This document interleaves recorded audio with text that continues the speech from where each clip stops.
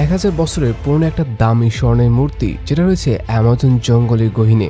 সেখানে যাওয়া মানে নির্ঘাত মৃত্যু, কারণ সেই জঙ্গলে প্রতি মুহূর্তে রয়েছে অজানা কিছু ভয় আর আতঙ্ক, যার জন্য এর আগে কেউ কখনোই সেই জঙ্গলে গিয়ে স্বর্ণের মূর্তিটি উদ্ধার করার সাহস করেনি। তবে এই দামি স্বর্ণের মূর্তিটি উদ্ধারের জন্য মিশনে নামে আমাদের সবার প্রিয় বক্সার রক এবং তার টিম। রক যখন জঙ্গলে মূর্তিটিকে খোঁজার জন্য বেরিয়ে পড়ে, তখন সেখানকার আদিবাসী বা মাফিয়াদের সাথে শত্রুতা শুরু হয়ে যায়। মাফিয়ারা তাকে মারার জন্য উঠে পড়ে লাগে, অন্যদিকে তার পার্টনাররা তাকে ধোঁকা দিয়ে বিপদে ফেলে দেয়। এদিকে আবার সে গহীন জঙ্গলে রয়েছে প্রতি মুহূর্তে অজানা কিছু বিপদ। রক সেই জঙ্গলে গিয়ে এমনভাবে ফেসে যায় যে সেখান থেকে জীবন নিয়ে ফিরে আসাটা তার জন্য খুবই কঠিন হয়ে দাঁড়ায়। এখন শেষ পর্যন্ত রক কি গহীন জঙ্গলের মাফিয়াদের হাত থেকে বেঁচে সেই স্বর্ণের মূর্তিটি উদ্ধার করতে পেরেছিল, নাকি স্বর্ণের মূর্তিটি উদ্ধার করার আগে নিজেকে বলিদান দিতে হয়েছিল? তো চলুন দেরি না করে হারহিম করা মজাদার অ্যাডভেঞ্চার সিনেমাতে প্রবেশ করা যাক। মুভিটির নাম দি রানডাউন।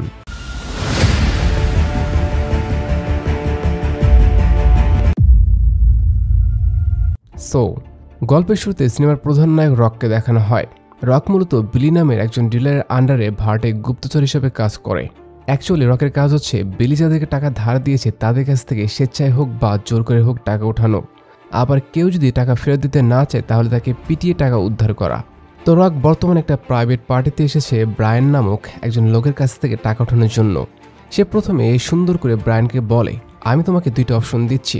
আমার বস বিলি তোমার কাছে যে 50 লক্ষ টাকা পায় সেগুলো দাও, নয়তো তোমার হাতের হীরের আংটিটা খুলে দাও। এই কথাটা শোনা মাত্রই ব্রায়ান তার মুখে মদ ছুরি মেরে বলে, দেখ, এখন আমি বিলি টাকা দিচ্ছি না, আর আংটি দাও তো কোনো প্রশ্নই আসে না। তুই যদি বেশি বাড়াবাড়ি করার চেষ্টা করিস তাহলে আমার লোক দিয়ে তোকে আচ্ছা মতো পেটাবো। এবার রক অনেকটা ভয়, আতঙ্ক, লজ্জা নিয়ে ওয়াশরুমে এসে বিলিকে ফোন করে বলে, বস সে তো টাকা দিতে চাচ্ছে না, এখন কি করব? আমাদের উচিত তাকে 2 দিন সময় দিয়ে তারপর টাকা নেওয়া। বস বলে, শোনো, আমি অত কিছু বুঝি না, তুমি যেভাবে পারো টাকাগুলো নিয়ে আসো, নয়তো তার হাতের আংটিটা খুলে আনো। যথারীতি রক এবার ব্রায়ানের সামনে গিয়ে জানায়, তুমি কি নিজে থেকে তোমার হাতের আংটিটা দিবে নাকি আমি জোর করে খুলে নিব? এই কথা শুনে ব্রায়ান তার লোকদেরকে বলে, কিরে তোরা চেয়েছে কি দেখছিস, ওকে মার। অর্ডার পাওয়া মাত্রই ব্রায়ানের চামচাগুলো রককে মারার জন্য উদ্যত হয়। তবে রক ছিল প্রচণ্ড শক্তিশালী, তার সাথে কি আর এত সহজে পেরে ওঠা যায়? সে তার লোকদেরকে আচ্ছা মতো ধুলাই করতে শুরু করে। ব্রায়ান তার লোকদের মার খাওয়া দেখে ভাবতে শুরু করে, আমি কার সাথে পাঙ্গা নিলাম, এই তো দেখি হিংস্র বাঘের চেয়েও বেশি ভয়ানক। অ্যাকচুয়ালি রক এতটা হিংস্রভাবে বা এতটা নৃশংসভাবে রায়ানের লোকদেরকে মারছিল যেটা বলার মতো না।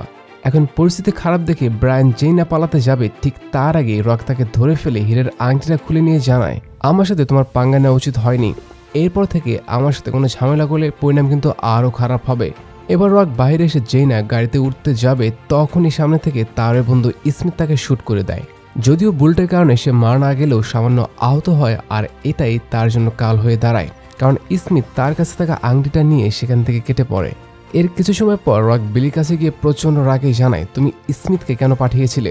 আমি তো কাজটা করতে পারতাম, তাকে পাঠানোর কি প্রয়োজন ছিল? বিলি জানায়, আমি তোমার ফোন পেয়ে ভেবেছিলাম তুমি কাজটা করতে পারবে না, তার জন্য আমি স্মিথকে পাঠিয়েছিলাম। বলে রাখি, বিলি হচ্ছে এই রেস্টুরেন্টের মালিক, মানে সে একটা রেস্টুরেন্ট পরিচালনার পাশাপাশি টাকার বিজনেসও করে থাকে। এবার রক বলে, আমি তোমার সাথে আর কাজ করব না, তোমার মতো লোকের সাথে কাজ করাচ্ছে না করায় ভালো, তোমার কাছে আমি যে টাকাগুলো পাবো সেগুলো ফেরত দাও। বিলি জানায়, তোমার কি মনে আছে গত বছর তুমি কি ভুল করেছিলে? অ্যাকচুয়ালি এই রেস্টুরেন্ট তারা দুজন মিলে শুরু করেছিল, কিন্তু রকের ভুলের কারণে তাদের ব্যবসায় বড় একটা লস হয়, এবং এরপর থেকে রক বিলির হয়ে কাজ করছে। সে যাই হোক, এবার বিলি তাকে বলে, তুমি যদি আমার জন্য আর একটি কাজ করে দাও তাহলে এই রেস্টুরেন্ট পার্মানেন্টলি তোমাকে দিয়ে দিব। রক বলে, কি কাজ করতে হবে? বিলি জানায়, আমার একমাত্র ছেলে ট্রাভিস, যে স্ট্যানফোর্ড ভার্সিটি থেকে ড্রপ আউট হয়ে গুপ্তধন খোঁজার জন্য অ্যামাজন জঙ্গলের এল ড্রাডো নামের ভয়ানক একটি জায়গাতে গিয়েছে, তোমার কাজ হচ্ছে সেখান থেকে তাকে ধরে নিয়ে আসা। রক বলে, তাকে বলে তো সে চলে আসে, আমার যাওয়া দরকার কি? বিলি জানায়, আমার ছেলেটা অনেকটা অ্যারোগেন্ট টাইপের, সে কারো কথা গায়ে লাগায় না, নিজের ইচ্ছে মতো চলে, তাকে 1000বার আসতে বললেও সে আসবে না। আমার ছেলে বর্তমানে যেখানে রয়েছে সেই জায়গাটা অত্যন্ত ভয়ানক, প্রতিমুহূর্তে বিপদ তার পিছু করছে, যখন তখন সে মারা যেতে পারে। তোমার কাজ হচ্ছে তাকে কিডন্যাপ করে এই শহরে নিয়ে আসা। যখন তুমি আমার ছেলেকে নিয়ে আসবে তখনই আমি এই রেস্টুরেন্ট তোমাকে পার্মানেন্টলি দিয়ে দিব।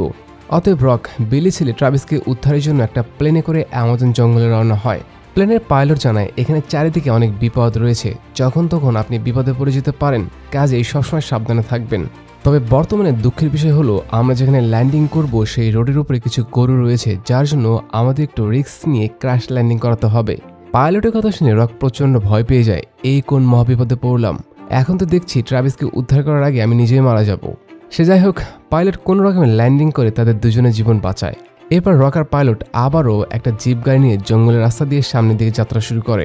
প্রথমত পাইলট কিংবা ড্রাইভার জানায় আমরা যে রোড দিয়ে যাচ্ছি এটাই জঙ্গলে প্রবেশ এবং বের হওয়ার রাস্তা। এই জায়গাটি অত্যন্ত ভয়াবহ, আপনি যে কোনো মুহূর্তে বিপদে পড়ে যেতে পারেন। এখানে বিভিন্ন ধরনের বিষাক্ত পোকামাকড় রয়েছে, এমনকি এখানে ভয়ানক কিছু আদিবাসী বা রেবেল রয়েছে যারা সাধারণ মানুষকে সামনে পেলেই মেরে ফেলে। তাতে কথা বলার এক মুহূর্তে রক লক্ষ্য করে যে সেখানকার সেনাবাহিনীরা কিছু আদিবাসীকে ধরে নিয়ে যাচ্ছে। অ্যাকচুয়ালি আদিবাসী বা রেবেলরা এই জঙ্গলে একটা দল গঠন করে নিজেদের রাজত্ব কায়েম করতে চায়, কিন্তু জঙ্গলে সেনাবাহিনীগুলো সেটা করতে দিবে না। তার জন্য যখনই তাদেরকে পায় তখনই অ্যারেস্ট করে নিয়ে যায়। সে যাই হোক, অন্যদিকে দেখা যায় বিলিসের ট্রাভিস একটা বারে এসেছে মারিয়া নামক একটি মেয়েকে পটানোর জন্য। ট্রাভিস তার সামনে গিয়ে ভুয়া প্রশংসা করতে শুরু করে, অ্যান্ড অবভিয়াসলি মারিয়া সেটা বুঝতে পারবে, এটাই স্বাভাবিক। বলা হয়ে থাকে মেয়েদের নাকি 2 কিলোমিটার দূর থেকে ফলো করলে তারা সেটা বুঝে যায়, আর এখানে তো মাত্র 2 ফিট দূরত্ব। এবার মারিয়া ট্রাভিসকে বলে আমার প্রশংসা বন্ধ করে কি লাগবে সেটা বলো। ট্রাভিস জানায় তোমার আঙ্কেলের একটি নৌকা বা বোর্ড আছে, সেটা আমার লাগবে, তুমি ব্যবস্থা করে দাও। মারিয়া বলে একদম না, তুমি আগের বার আমার কাছ থেকে গাড়ি নিয়ে সেটা ভেঙে ফেলেছো, তারপর আমার ভাইয়ের স্কুটার নষ্ট করেছো, এখন আর তোমাকে কিছু দিতে পারবো না। ট্রাভিস বলে শোনো, তুমি আমাকে নৌকার ব্যবস্থা করে দাও, তাহলে আমি সেই সোনার মূর্তি বা গাটো খুঁজে বের করতে পারবো। একমাত্র আমি জানি সেই সোনার মূর্তিটি কোথায় রয়েছে। অ্যাকচুয়ালি গাইস, এই সোনার মূর্তিটির নাম হচ্ছে গাটো, কিন্তু গাটো দেখতে অনেকটা মূর্তির জন্য বিধায় আমরা এটাকে সোনার মূর্তি বলে সম্বোধন করছিলাম। এবার মারিয়া বলে আমি তোমাকে বোর্ডের ব্যবস্থা করে দিতে পারি, তবে একটা শর্ত আছে। কি সেই শর্ত? আমাকে সেই গাটোর অর্ধেক ভাগ দিতে হবে। ট্রাভিস জানায় আমি তোমার কাছে বোর্ড চাইলাম আর তুমি আমার কাছে অর্ধেক ভাগ চাচ্ছ। আচ্ছা ঠিক আছে, আমি তোমাকে অর্ধেক দিতে পারবো না, তবে 30% দিতে পারি। মারিয়া বলে নো, 50-50 হলে বলো, না হলে এখান থেকে বিদায় হও। এখন বাধ্য হয়ে ট্রাভিসের অন্য কোনো উপায় না থাকার জন্য তাকে রাজি হতে হয়। এদিকে রক আবার সেখানকার সবচেয়ে দুর্ধর্ষ নেতা হ্যাচারের সাথে সাক্ষাৎ করে। হ্যাচার জানায় আপনি আমেরিকান হয়ে হঠাৎ জঙ্গলে কি জন্য এসেছেন। রক বলে আসলে আমি পার্সোনাল একটা বিজনেসের জন্য এসেছি, তবে আমার প্রথম কাজ হচ্ছে আপনার এই শহর থেকে ট্রাভিস ওয়াকার নামক একজন লোককে বাড়ি ফিরিয়ে নিয়ে যাওয়া।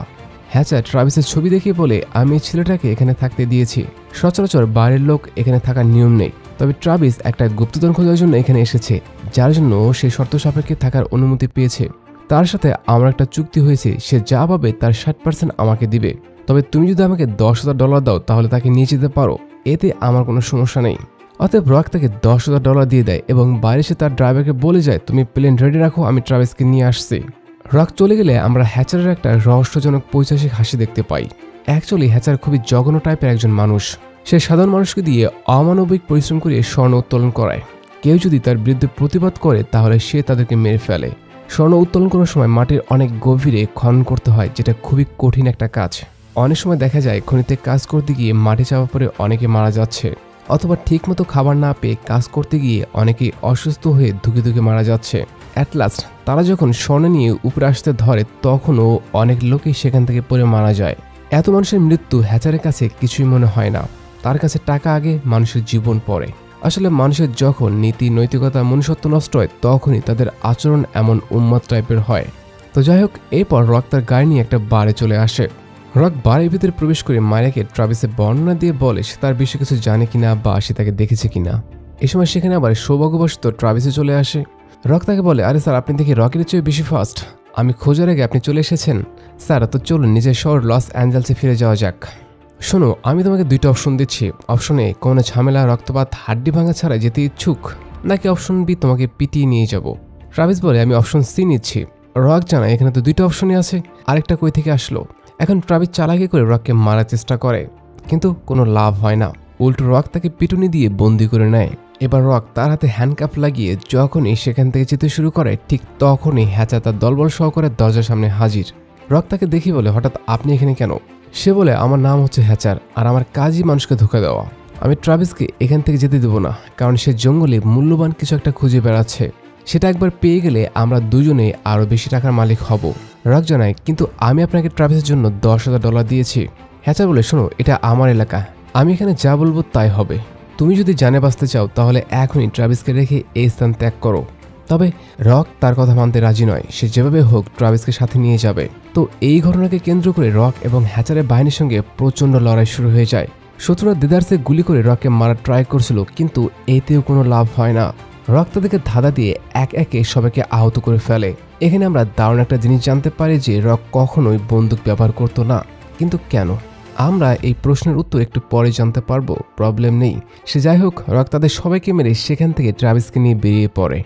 গাড়ির মধ্যে ট্রাভিস বারবার তাকে বলে, আমি আমার বাবার কাছে ফিরে যেতে চাই না, আর তুমি কখনোই এই জঙ্গল থেকে বের হতে পারবে না, কারণ এই পুরো জঙ্গল হ্যাচারের কবজায়। তার ইশারা ছাড়া এখানে কিছুই হয় না। তবে রক তার কথা গায়ে না লেগিয়ে সামনের দিকে চলতে শুরু করে, কারণ সে জানে তাকে কি করতে হবে। অনেকে মনে হয়তো প্রশ্ন জাগছে ট্রাভিস বাড়িতে ফেরত যেতে চাচ্ছে না কেন, বা সে বাড়িতে যেতে ইচ্ছুক না কেন। অ্যাকচুয়ালি ট্রাভিসের অভিযোগ হচ্ছে তার বাবা এখনও তাকে ছোট বাচ্চা মনে করে, তাকে তার ইচ্ছে মতো চলতে দেয় না। কিন্তু সে তার জীবন উপভোগ করতে চায়, ঘুরতে চায়, গুপ্তধন খুঁজে বার করতে চায়, যার জন্য সে বাড়িতে না বলে বেরিয়ে পড়েছে। এদিকে রক নিজের দায়িত্ব পালন করছে। ট্রাভিসের কথা শোনার টাইম নেই। সে তার নিজের মতো করে গাড়ি চালাতে থাকে। পাশে থেকে ট্রাভিস বুঝতে পারে আমি যাই বলি না কেন সে আমাকে না নিয়ে শহরে যাচ্ছে না। এবার ট্রাভিস চালাকি করে গাড়ির স্টিয়ারিং ঘুরিয়ে খাদে ফেলে দেয়। এরপর তারা দুজনে পাহাড়ের উপর থেকে গড়াতে গড়াতে একটা ঝর্ণাতে এসে পড়ে। কিন্তু তখনই দুর্ভাগ্যবশত তাদের গাড়িটা উপরে থেকে তাদের মাথার উপরে আশ্রে পড়ে, যার ফলে রক প্রচণ্ড পরিমাণে আহত হয়।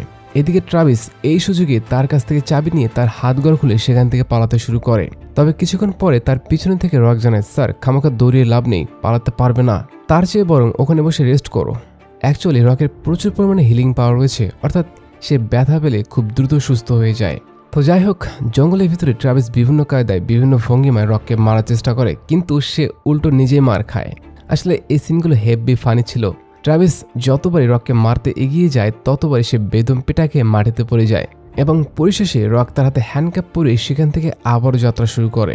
অন্যদিকে দেখা যায় রকের হাতে মার খেয়ে হ্যাচার এবং তার ভাই হার্বি প্রচণ্ড রেগে আছে। বিশেষ করে হার্বি যেভাবে হোক রককে মেরে তার নাক ভাঙার প্রতিশোধ নিতে চায়। হ্যাচার জানায়, সমস্যা নেই ভাই আমার, তোমার মনের আশা খুব শীঘ্রই পূরণ হবে, তবে এর আগে আমাদেরকে একটা কাজ করতে হবে। কি সেই কাজ? হ্যাচার তার সাঙ্গপাঙ্গদের জানায়, বাইরে থেকে লোক এসে আমাদেরকে মেরে যাবে এটা কোনোভাবে মানতে পারবো না, কারণ এভাবে চলতে থাকলে জঙ্গলে কেউই আমাকে ভয় পাবে না। ইভেন এই পরিস্থিতি চলতে থাকলে একদিন আমাদেরই মাইনের কাজ করতে হবে, যেটা আমরা কখনোই চাইবো না। তাই যে করে হোক শয়তান দুটাকে ধরে উচিত শিক্ষা দেওয়া লাগবে। এদিকে ট্রাভিস আর রককে দেখানো হয় যারা জঙ্গলের রাস্তা দিয়ে শহরের দিকে এগিয়ে যাচ্ছে। ট্রাভিস জানায়, আচ্ছা তুমি বন্দুক ইউজ করো না কেন, তোমার বন্দুক রাখা উচিত, এতে করে অনেক ফ্যাসিলিটি পাবে। রক জানায়, আমি বন্দুক ব্যবহার করলে খারাপ কিছু হয়ে যাবে, তার জন্য আমি বন্দুক এড়িয়ে চলি। ট্রাভিস বলে, কি এমন হবে, আমাকে খুলে বলো। রক জানায়, আমি তোমার প্রশ্নের উত্তর দিতে বাধ্য নই, এখন কথা বন্ধ করে এগিয়ে চলো। এরপর তারা দুজন আবারও সামনের দিকে যেতে শুরু করে। অন্যদিকে হ্যাচার তার ভাই হার্বিকে নিয়ে রকদেরকে ধরার জন্য পুরো জঙ্গল তন্ন তন্ন করে খুঁজে বেড়াচ্ছে। মানে আজকে যত কষ্ট হোক না কেন তাদেরকে মেরে প্রতিশোধ নিতেই হবে। তাদের কথা একটাই, মারের বদলে মার হবে, কোনো সার হবে না। তো যাই হোক, যাত্রাপথে ট্রাভিস রককে বলে, আমরা প্রায় 5 ঘন্টা ধরে হাঁটছি, আমার প্রচণ্ড চাপ এসেছে, আমাকে পি করতে হবে, এখন তুমি আমার হাতগড় খুলে দাও, আমি পি বা প্রস্রাব করব। রক জানায়, এটা পসিবল না, তুমি যেভাবে পারো সেভাবে করো, কিন্তু আমি তোমার হাতগড় খুলতে পারবো না। এই কথা শুনে বেচারা ট্রাভিস দাঁড় হয়ে বিভিন্ন কায়দায় প্রস্রাব করার চেষ্টা করে। সিনটা অনেক ফানি ছিল, একমাত্র ছেলেরাই এই কষ্টটা বুঝতে পারবে। আমি বেশি কিছু বলছি না, বেশি বললে আবার চাকরি থাকবে না। এবার রক যখন তার চারিপাশে ভালোভাবে সার্চিং করছিল তখনই আদিবাসীদের পাতা ফাঁদের মধ্যে তার পা আটকে যায় এবং সে রশি সহ উপরে উঠে উল্টো হয়ে ঝুলতে থাকে। উপরে ঝুলে থাকার ফলে তার পকেটে থাকা চাবি আর ডায়েরি নিচে পড়ে যায়। ট্রাভিস তখন এই সুযোগে চাবি নিয়ে তার হাতগড় খুলে ফেলে এবং রকের ডায়েরি নিয়ে তার সাথে মজা করতে শুরু করে। রক জানায়, প্লিজ আমার ডায়েরি আমাকে ফেরত দাও, না হলে কিন্তু খুব খারাপ হয়ে যাবে, আর একবার যদি আমি নিচে আসি তাহলে তোমাকে কেটে টুকরো টুকরো করবো। কিন্তু ট্রাভিস তার কথায় পাত্তা না দিয়ে যেই না ডায়েরি নিয়ে পালাতে যাবে ঠিক সেই মুহূর্তে তার পাও রশিতে আটকে যায়, অ্যান্ড এর ফলে সে রকের মতো উল্টো হয়ে ঝুলতে শুরু করে। এবার রক তাকে কাছে পেয়ে আচ্ছা মতো ঘুষি মেরে বুঝিয়ে দেয় মানুষের পার্সোনাল জিনিস নিয়ে মজা করতে নেই। মার খেয়ে ট্রাভিস জানায়, এখন আমরা কি করব, আমাদেরকে তো নিচে নামতে হবে। রক জানায়, তুমি জোরে জোরে আমাকে ধাক্কা দাও, আমি গাছ ধরে রশি ছাড়ানোর ব্যবস্থা করছি। এবার তারা যখন এই কাজটা করছিল তখনই অনেকগুলো বানর এসে তাদেরকে আচর দিতে শুরু করে। এই ঘটনায় রক আর ট্রাভিস তো প্রচণ্ড ভয় পেয়ে যায়। আসলে বানরগুলো যে ক্ষতি করবে সেই ভয় না, মূলত বানরগুলো তাদের গায়ের উপরে উঠে যাচ্ছিল, সেই জন্য তারা ভয় পেয়ে যায়। এ সময় সেখানে আবার বিদ্রোহী বা রেবেল জনগোষ্ঠী এসে বন্দুক দিয়ে শুট করে বানরগুলো পালিয়ে যায় এবং এই যাত্রায় তারাও রক্ষা পায়। এরপর রেবেলরা তাদেরকে ধরে নিয়ে ডেরার মধ্যে বন্দী করে রাখে। কিছু সময় পর রেবেলদের বস তাদেরকে নিজের জঙ্গলের ভাষায় প্রশ্ন করে, তোমরা কি হ্যাচারের হয়ে কাজ করো, আর তোমরা এখানে কেন এসেছো? রক তাদের জঙ্গলি ভাষা বোঝে না, তবে ট্রাভিস অনেকদিন থেকে এই জঙ্গলে থাকার সুবাদে সে তাদের আদি ভাষা শিখেছে। ট্রাভিস চালাকি করে রকের হাত থেকে বাঁচার জন্য বলে সে হ্যাচারের হয়ে কাজ করে। যারা যারা হ্যাচারের বিরুদ্ধে যাবে রক তাদের সবাইকে মেরে ফেলবে। এই কথাটা শোনা মাত্রই আদিবাসীরা অ্যালার্ট হয়ে যায়। অ্যাকচুয়ালি এরা খুবই ভালো ছিল, তারা সবসময় হ্যাচারের অন্যায়ের বিরুদ্ধে প্রতিবাদ করত। এখন ট্রাভিস তাদের সাথে কি কথা বলছে বা আদিবাসীরা কি বলছে রক এসবের কিছুই বুঝতে পারছিল না, কারণ এই ভাষা তার জানা নেই। ট্রাভিস রককে বলে, শোনো, তোমাকে একটা ভালো টিপস দেই। তুমি যদি তাদের চোখে চোখ রেখে কথা বলো তাহলে তারা মনে করবে তুমি খুবই ভালো একজন মানুষ, এতে করে তারা আমাদের দুজনকে ছেড়ে দিবে। যথারীতি রক তাই করে, কিন্তু হয় এর উল্টো। অ্যাকচুয়ালি আদিবাসীদের মতে চোখে চোখ রেখে তাকানোকে যুদ্ধের জন্য আহ্বান মনে করা হয়। রক যেহেতু তাদেরকে চোখ দিয়ে যুদ্ধের জন্য আহ্বান করেছে তাই তাকে যুদ্ধ করতে হবে। অতএব রকের হাতের বাঁধন খুলে দেওয়া হয় এবং তারা সবাই লড়াইয়ের জন্য প্রস্তুত হয়। রক তাদের মুভমেন্ট দেখে বুঝে যায় এখন কি হতে চলেছে। বিপদ বুঝতে পেরে রক ইংলিশে বারবার বলতে থাকে, আমি তোমাদের সাথে ফাইট করতে চাই না, তোমরা আমাকে যেতে দাও। কিন্তু প্রবলেম হলো রেবেলরা তো ইংলিশ জানতো না, যার জন্য রক কি বলছে সেটা তাদের বোধগম্য নয়। যথারীতি এরপর রক এবং রেবেলদের মধ্যে তুমুল লেভেলে ফাইট শুরু হয়ে যায়। প্রথমের দিকে রক রেবেলদের হাতে প্রচণ্ড মার খায়, তাকে মেরে উপর থেকে নিচে ফেলে দেওয়া হয়। যদিও রেবেলরা সাইজে ছোট ছিল, কিন্তু তারা সংখ্যা বেশি হওয়ার জন্য রক তাদের সাথে ফাইট করে পেরিয়ে উঠছিল না।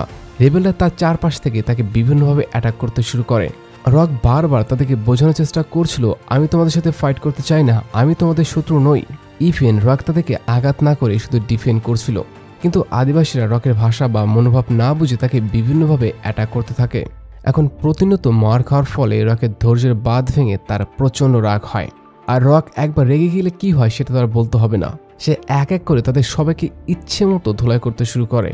ফাইটের এক পর্যায়ে রেবেলরা চাকু, কুড়াল, বার্নিশ দিয়ে রককে ফিনিশ করে ফেলার চেষ্টা করে, তবে রক খুবই দক্ষতার সাথে ডিফেন্ড করে তাদেরকে একেবারে না মেরে আহত করে ফেলে। এখন তাদের ফাইটের এক পর্যায়ে মারিয়ে এসে সবাইকে জানায় রক আসলে তাদের শত্রু নয়, সে মূলত ট্রাভিসকে নেওয়ার জন্য সুদূর আমেরিকা থেকে এসেছে। মারিয়ার কথা শুনে সবাই শান্ত হয়ে যায় এবং নিজেদের ভুল বুঝতে পারে। এরপর রাতের বেলা আমরা লক্ষ্য করি যে রকের সাথে তাদের অনেক সুন্দর একটা সম্পর্ক গড়ে উঠেছে।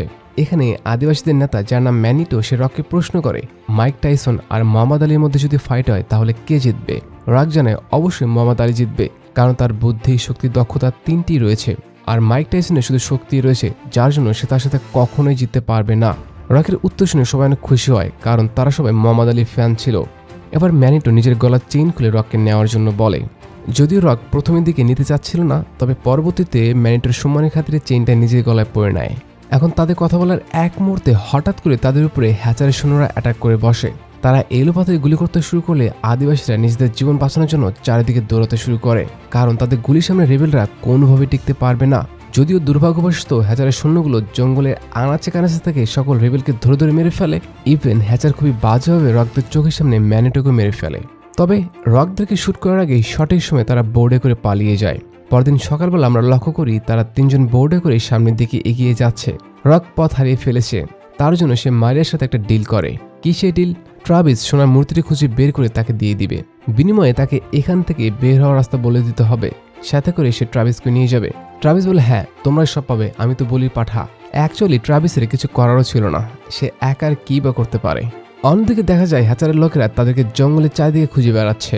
সৈন্যগুলো এতটা ক্ষিপ্ত হয়ে আসে যে তাদেরকে পেলেই মেরে ফেলবে। সে যাই হোক, এদিকে ট্রাভিসরা ম্যাপের সাহায্যে সামনের দিকে আগাতে শুরু করে।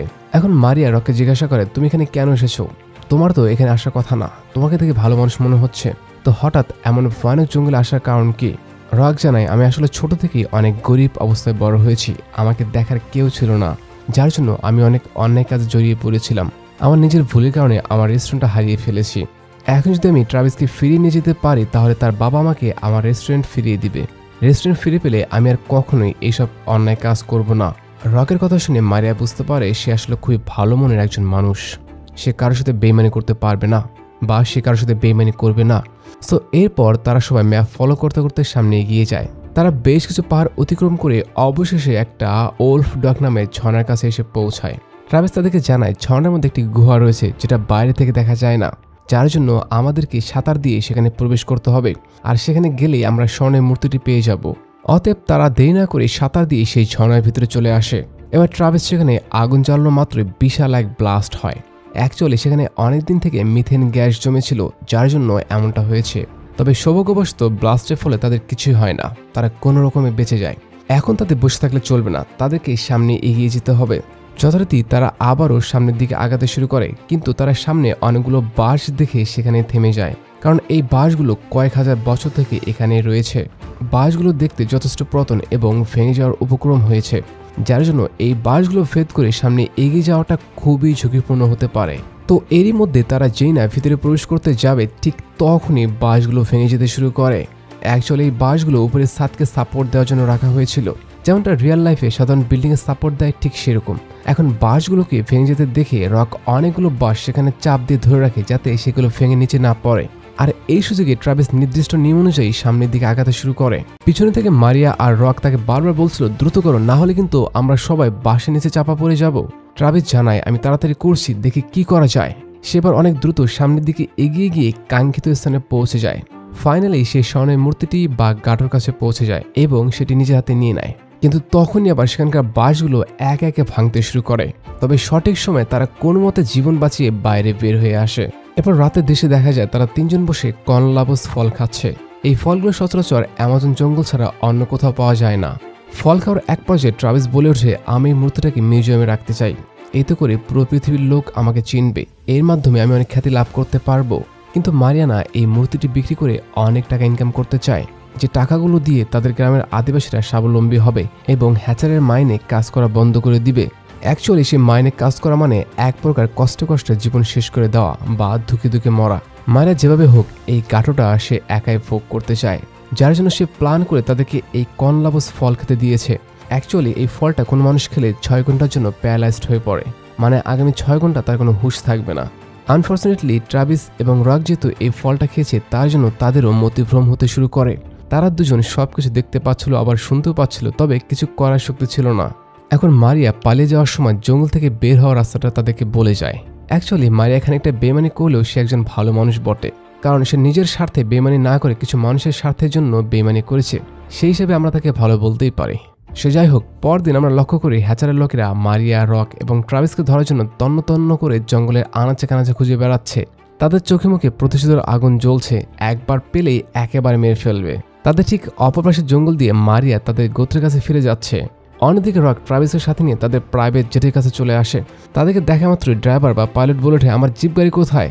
রক তাকে বলে শোনো, তুমি তোমার জিপ গাড়ি টাকা পেয়ে যাবে, তবে এর আগে আমাদেরকে দ্রুত এখান থেকে চলে যেতে হবে। যদি আমরা বেশিক্ষণ লেট করি তাহলে যে কোনো মুহূর্তে হ্যাচারের লোকেরা এসে ঝামেলা করবে। আমরা এখন নতুন করে আর কোনো ঝামেলা চাইছি না, আর এখন যদি আমরা এখান থেকে চলে না যাই তাহলে বিপদে পড়ে যাব। রকের ভয় পাওয়া দেখে ড্রাইভার জানায় বস, হ্যাচার বা তার লোকেরা এখানে আসবে না, কারণ তারা মারিয়া নামক এক পাহাড়ি মেয়ের কাছ থেকে স্বর্ণের মূর্তি বা গাঁটা খুঁজে পেয়েছে। আপাতত তারা সেটা নিয়ে ব্যস্ত আছে। অ্যাকচুয়ালি মারিয়ার সাথে তার গ্রামের লোকদেরকেও ধরে নিয়ে যাওয়া হয়েছে। তাদের মুখ খোলার জন্য কঠিন লেভেলে টর্চার করা হচ্ছে, এতে করে অনেকে মারাও যেতে পারে। তবে তাতে আমাদের কি, আমরা কোনোভাবেই এই ঝামেলায় জড়াবো না। তো বস চলুন আমরা রওনা হই আমেরিকার উদ্দেশ্যে। মারিয়া এবং তার গ্রামের লোকের বিপদের কথা শুনে রক আর ট্রাভিস সিদ্ধান্ত নেয় তারা মারিয়াকে বাঁচাবে, কারণ মানুষের বিপদের কথা শুনে যদি এগিয়ে না যাওয়া হয় তাহলে এমন মনুষ্যত্ব দিয়ে কি হবে। কাজেই আমাদের যে কোনো মানুষের বিপদে সাহায্য করা উচিত। যথারীতি তারা দুজন হ্যাচারের আস্তানার উদ্দেশ্যে রওনা শুরু করে। অন্যদিকে আমরা লক্ষ্য করি হার্ভি তার বাহিনী দিয়ে মারিয়া সহ বেশ কিছু গ্রামবাসীকে ধরে নিয়েছে। তো হ্যাচার মারিয়াদেরকে উদ্দেশ্য করে জানায় তোমাদের প্রবলেমটা কি? আমি তোমাদের জন্য এত কষ্ট করে একটা শহর তৈরি করলাম, তোমরা মনোযোগ দিয়ে কাজ করবে, কিন্তু না, তোমরা কাজ করা বন্ধ করে আমার সাথে প্রতিবাদ করছো, এটা কি ঠিক হচ্ছে? এখনো অনেক সময় আছে, ভালো হয়ে যাও, না হলে কিন্তু কি হবে সেটা বুঝতেই পারছো। মারিয়া তার প্রশ্নের উত্তর না দিয়ে একটা সাইন দিয়ে বুঝিয়ে দেয় আমরা তোমাকে এটারও দাম দেই না। এ সময় হ্যাচারের একজন কম্পিউটার অপারেটর হ্যাচারকে জানায় বস, রক আমাদের 1 নম্বর চেকপোস্ট নিচের দখলে নিয়েছে। এই কথাটা শোনা মাত্রই হ্যাচার সিসি ক্যামেরার কাছে এসে লক্ষ্য করে যে রক তাকে উদ্দেশ্য করে বলছে তোমাকে আমি 2টা অপশন দিচ্ছি, অপশন এ গ্যাটো এবং মারিয়াকে ছেড়ে দাও, অপশন বি তুমি কোনো কথা না বলে এই শহর থেকে চলে যাও। রকের কথা শুনে সবাই হো হো করে হেসে ওঠে, কারণ তারা জানে রক তাদের কিছুই করতে পারবে না। তাদের অট্টহাসি দেখে রক জানায় রং choice, I am coming man. এবার হ্যাচার তার পুরো এলাকার লকডাউন করে দেয় এবং তার সকল লোকদের জায়গা মতো পজিশন নিতে বলে, কারণ তারা কোনোভাবেই রিস্ক নিতে রাজি না। তারাও জানে একবার রক তাদের টাউনে ঢুকে পড়লে তারাও বিপদে পড়ে যাবে। অতএব রককে আটকানোর জন্য তারা সকল সৈন্যবাহিনী এবং স্নাইপার টিমকে রেডি রেখেছে। যখনই রক আসবে তখনই তাকে কোনো সুযোগ না দিয়েই উড়িয়ে দেওয়া হবে। কিন্তু এখানে ঘটে ভিন্ন কিছু। অ্যাকচুয়ালি রক তো আর কম চালাক না, সে বুদ্ধি করে এক ঝাঁক গরুর পাল সেই এলাকার ভিতরে ছড়িয়ে দেয়। এতে করে সেই গরুগুলো হ্যাচারের এলাকা লণ্ডভণ্ড করে ফেলে। গরুগুলো যেদিক দিয়ে যাচ্ছিল সেদিকে এক প্রকার ঝড় উঠে যায়। মানে বাড়িঘরের সাথে সাথে গরুগুলো সৈন্যগুলোকেও উড়িয়ে নিয়ে যাচ্ছিল। কিছু সৈন্য তো ভয়ে চারিদিকে দৌড়াতে শুরু করে, কিন্তু শেষ রক্ষা হয় না, কারণ ততক্ষণে রক আবার পাশে থেকে ধ্বংসযজ্ঞ চালাচ্ছে। সে একে একে হ্যাচারের সৈন্যদেরকে মেরে সামনের দিকে এগিয়ে যাচ্ছে। অন্যদিকে ট্রাভিসও বন্দুক দিয়ে হ্যাচারের সৈন্যদেরকে শ্যুট করছিল, কিন্তু বেশ কিছুক্ষণ শ্যুট করার পর তার শটগানের বুলেট শেষ হয়ে যায়। তখন ট্রাভিস বিপদ বুঝতে পেরে রকের দিকে আসতে শুরু করে। এদিকে রক বন্দুক দিয়ে শ্যুট না করে সেটা দিয়ে পেটাচ্ছিল। আনফর্চুনেটলি আমরা তো সবাই জানি যে সে বন্দুক চালাতে জানে না, তার জন্য সে বন্দুক দিয়ে শ্যুট না করে পিটিয়ে পিটিয়ে সৈন্যদেরকে সাহায্য করছিল। কিন্তু তখনই বেশ কিছু সৈন্য তার দিকে শ্যুট করলে সে একটা দেওয়ালের পাশে লুকিয়ে পড়ে। সে যে বের হয়ে তাদের সাথে ফাইট করবে তার কোনো উপায় নেই। তার পাশে আবার ট্রাভিস শত্রুদের গুলির হাত থেকে বাঁচার জন্য খুবই বাজেভাবে ফেসে যায়। শত্রুরা তাকে চারিদিক থেকে শ্যুট করছিল, সে কোনোভাবেই বাইরে বের হওয়ার অবস্থাতে নেই। অন্যদিকে কন্ট্রোল রুম থেকে হ্যাচার যখন বুঝতে পারে সে হারতে চলেছে, তখন সে তার ভাই হার্বিকে বলে দেয়, তুমি এখনই গ্যাটো আর মারিয়াকে নিয়ে এয়ারফিল্ডে পৌঁছাও, আমি একটু পরে আসছি। হার্বি জানায়, ঠিক আছে ভাই, আমি যাচ্ছি, তবে তুমি দ্রুত চলে এসো কিন্তু। এদিকে রক এবং ট্রাভিস দুজনে খুবই বাজেভাবে ফেসে গেছে। তাদের ডানে বাই পিছনে কোথাও যাওয়ার জায়গা নেই, কিন্তু যেভাবে হোক সামনের দিকে যেতে হবে, না হলে বেশিক্ষণ টিকে থাকা সম্ভব না। এবার রক সকল শত্রুবাহিনীর গুলিগুলো এবং তাদের অবস্থান পর্যবেক্ষণ করতে শুরু করে, মানে কে কোথায় আছে, কিভাবে শ্যুট করছে ইত্যাদি আর কি। এখন রক নিজের আসল ক্যারেক্টারে ফিরে আসে, যেটা সে অনেক দিন থেকে লুকিয়ে রেখেছিল। সে দুই হাতে দুইটা শটগান নিয়ে হ্যাচারের লোকদেরকে তুলোধনা করতে শুরু করে। তার গুলি চালানোর স্টাইল ছিল একদম ইউনিক। তার প্রতিটা শট শত্রুদের বডিতে হিট করছিল। একজন দক্ষ শুটার ছাড়া এমন শ্যুট করা কখনোই পসিবল না। অ্যাকচুয়ালি আমরা প্রথম থেকে জেনে আসছি রক বন্দুক চালাতে পারে না। আসলে রক ইচ্ছে করে সবাইকে বলেছিল সে বন্দুক চালাতে জানে না, কারণ সে যদি একবার বন্দুক হাতে তুলে নেয় তাহলে তার হাতে এত লোক মারা যাবে যে সেটা গুণে শেষ করা যাবে না। তার জন্যই সে কখনোই বন্দুক ব্যবহার করে না। অন্যদিকে ট্রাভিস লক্ষ্য করে শত্রুপক্ষের লোকেরা গাটো আর মারিয়াকে নিয়ে পালিয়ে যাচ্ছে। ট্রাভিস তখন কোনো উপায় না দেখে আরেকটা গাড়ি দিয়ে শত্রুদের গাড়িটাকে আটকে ফেলে এবং সেটাকে ক্র্যাশ করিয়ে দেয়। তবে আনফর্চুনেটলি সেই সময় উপরের ড্রাম পরে সবাই দূরে ছিটকে যায়। এই ঘটনায় সবাই আহত হলেও সৌভাগ্যবশত ট্রাভিস গাটোটা নিজের হাতে পায়। অন্যদিকে রকের সামনে তিনজন স্পেশাল চাবুক ম্যান চলে আসে, যারা চাবুক চালানোয় এক্সপার্ট ছিল। তারা 20 মিটার দূর থেকে যে কোনো মানুষকে চাবুক দিয়ে মেরে ফেলতে সক্ষম। হ্যাচার মূলত মাইনের লোকদেরকে শাস্তি দেওয়ার জন্য চাবুক ম্যানদেরকে রেখেছে। এখন রক প্রথমের দিকে তাদের হাতে হেভি পিটুনি খায়। অ্যাকচুয়ালি তিনজন তিন দিক থেকে অ্যাটাক করার জন্য তাদের সাথে পেরে উঠছিল না। একদিকে চাবুক ম্যানরা চাবুক মেরে রকের অবস্থা খারাপ করে দিচ্ছে, অপরদিকে হ্যাচার তার দিকেই বন্দুক হাতে এগিয়ে আসছে। এবার রক ফাইটের এক পর্যায়ে চাবুক ম্যানদের পকেট থেকে বন্দুক কেড়ে নিয়ে দুজনকে শ্যুট করে মেরে ফেলে। এখন বাকি রয়েছে আর একজন চাবুক ম্যান। এটা রকের কাছে তেমন কোনো ব্যাপারই না। অ্যাকচুয়ালি রক পরের 1 মিনিটের মধ্যে সেই চাবুক ম্যানের কাম তামাম করে দেয়। এই সময় পিছনে থেকে হ্যাচার রকের দিকে গুলি চালাতে যাবে, ঠিক তখনই রক নিজের বন্দুক দিয়ে শ্যুট করে তার হাতের বন্দুকটি নিচে ফেলে দেয়। এই ঘটনায় হ্যাচার খুবই ভয় পেয়ে যায়। সে বুঝতে পারে তার সময় শেষের দিকে। অ্যাকচুয়ালি হ্যাচারের বেহাল অবস্থা দেখে সকল গ্রামবাসী তাকে মারার জন্য ঘিরে ধরে। রক তাকে বলে, তোমার এখনও পালানোর সুযোগ রয়েছে, তুমি যদি চাও তুমি এখনই এখান থেকে চলে যেতে পারো। এই সময় সেখানে আবার সকল গ্রামবাসী চলে আসে। রক জানায়, তোমার জন্য অপশন বি খোলা আছে, তুমি চাইলে এই শহর ছেড়ে পালিয়ে যেতে পারো। কিন্তু হ্যাচার সবাইকে জানায়, আমি গ্রামের সবাইকে সাহায্য করেছি, আমি সবার জন্য চাকরির ব্যবস্থা করে দিয়েছি, তোমাদেরকে টাকা দিচ্ছি। যখন আমি ছিলাম না তখন তোমাদের কি অবস্থা ছিল, আর এখন কি অবস্থা সেটা একবার খেয়াল করেছো কি? আর সেই তোমরাই কিনা আমাকে এই শহর থেকে চলে যেতে বলছো? এই কথাগুলো বলার সময় আচমকা সে রককে গুলি করার চেষ্টা করে, কিন্তু সে শ্যুট করার আগে একজন গ্রামবাসী থেকে শ্যুট করে তার চ্যাপ্টার একেবারে ক্লোজ করে দেয়। এখন মারিয়া রককে তাদের সবাইকে হ্যাচারের হাত থেকে উদ্ধার করার জন্য ধন্যবাদ জানায়। এ সময় আবার ট্রাভিস নিজে থেকে মারিয়াকে স্বর্ণের মূর্তিটি দিয়ে দেয়।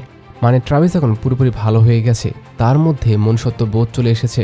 পরিশেষে রক আর ট্রাভিস গ্রামবাসীকে বিদায় জানিয়ে আমেরিকার উদ্দেশ্যে বেরিয়ে পড়ে। এরপর আমরা লক্ষ্য করি যে রক ট্রাভিসকে নিয়ে বিলির বাসায় চলে এসেছে। বিলি রকের কাছে খুশি হয়ে তাকে তার রেস্টুরেন্ট এবং বেশ কিছু টাকা উপহার দেয়। এখন সে তার ছেলেকে অনেকদিন পর দেখতে পেয়ে অনেক খুশি হয় এবং সে সাথে তাকে অনেক বকাবকি করে, ইভেন তাকে বেশ কিছু থাপ্পড় মারে। এই থাপ্পড় মারার দৃশ্যটা দেখে রক বুঝতে পারে ট্রাভিস কেন বাসা থেকে পালিয়ে গিয়েছিল। অতএব রক ডিসাইড করে ট্রাভিসকে সেখানে থাকতে দিবে না, তাকে তার মতো জীবন উপভোগ করার সুযোগ দিবে। এবার রক তার ব্যাগ থেকে কর্নলাবস ফলটা বের করে, যেটা খেলে মানুষ 6 ঘন্টার জন্য প্যারালাইজড হয়ে যায়। রক সবাইকে বলে শুভ কাজ সম্পন্ন হলে অ্যামাজন জঙ্গলের আদিবাসীরা এই ফলগুলো খেয়ে থাকে।